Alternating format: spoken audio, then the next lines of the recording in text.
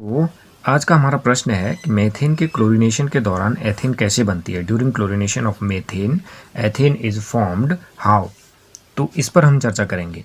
तो हम सबसे पहले मेथेन के क्लोरीनेशन को देख लेते हैं कि मेथेन का क्लोरीनेशन कैसे होता है। तो देखते हैं, जैसे कि ये मेथेन है हमारे पास, इस तरीके से इसको समझ लेते हैं। हमारे पास ये CH4 मेथेन है, इस पर हम जो है Cl2 और in the presence of sunlight, सूर्य के प्रकाश में हम इसकी रिएक्शन कराते हैं। तो जब सूर्य के प्रकाश में इसकी रिएक्शन होती है तो यहाँ से एक डिस्प्लेसमेंट होता है, प्रतिस्थापन हो जाता है इस तरीके से CH3Cl और प्लस HCl, इस तरीके से रिएक्शन होता है। तो इसमें क्या हुआ कि ये वाला जो आपका H था, ये जो है क्लोरीन के द्वारा प्रतिस्थापित हो गया।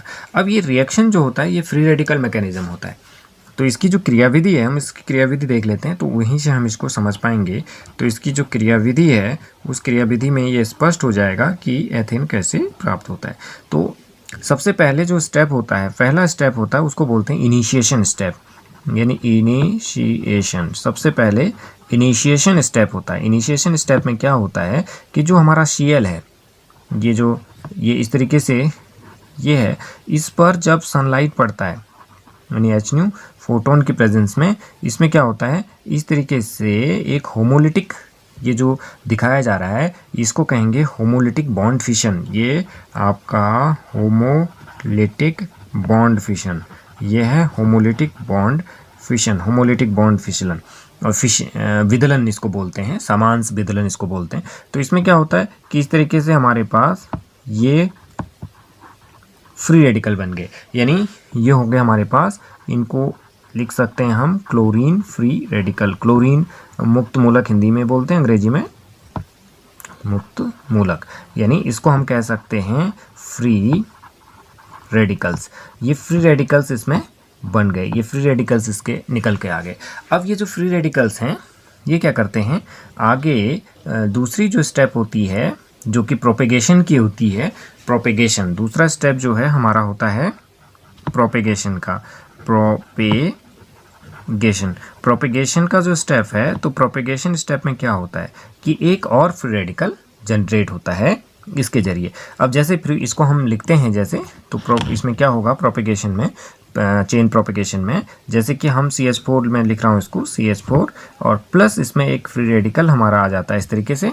और जब ये फ्री रेडिकल यहाँ आता है तो क्या होता है कि यहाँ से हमारे पास एक नया फ्री रेडिकल जनरेट होता है इस तरीके से, और प्लस हमारे पास HCl बन जाता है यहाँ पर इस तरीके से। अब ये हुआ कैसे, इसको समझ सकते हैं हम लोग। जैसे कि ये हमारे पास CH है इस तरीके से, ऐसे ये जब इसके साथ ये फ्री रेडिकल आता है तो ये इसमें भी उसी तरह का एक बॉन्ड फिशन होता है, और जिसके जरिए यहाँ से ये और ये रिएक्ट होकर के ये बन जाते हैं, और बचा वाला पार्ट हमारे मिथाइल फ्री रेडिकल, इसको हम कह सकते हैं मिथाइल फ्री रेडिकल। ये मिथाइल फ्री रेडिकल यहाँ पर प्राप्त हो गया हमको। अब ये मिथाइल फ्री रेडिकल जो है आगे Cl2 को फिर चेंज कर सकता है, आगे रिएक्ट हो सकता है इस तरीके से यहाँ पर, तो मिथाइल फ्री रेडिकल यहाँ से तैयार हो जाता है इस तरीके से। इसके बाद जो अगला स्टेप आता है हमारे पास, वो आता है चेन टर्मिनेशन का। अब यहाँ पर जो हमारे पास ये मुक्त मूलक बना है CH3 मुक्त मूलक, मेथिल मुक्त मूलक, ये हमारे इस Cl2 से रिएक्ट हो करके यहाँ पर तो बना देगा ये CH3Cl और प्लस यहाँ से एक मुक्त मूलक निकल गया। अब इसके बाद नेक्स्ट स्टेप आता है हमारा टर्मिनेशन का स्टेप, जिसको बोलते हैं समापन या चेन टर्मिनेशन। जो तीसरा स्टेप होता है उसको बोलते हैं टर्मिनेशन स्टेप। जो टर्मिनेशन होता है तो उसमें हम देखते हैं होता क्या क्या है। इस टर्मिनेशन स्टेप के अंदर कुछ इस तरह से होता है, जैसे कि ये रेडिकल्स आपके आपस में जुड़ गए और ये इन्होंने बना लिया Cl2।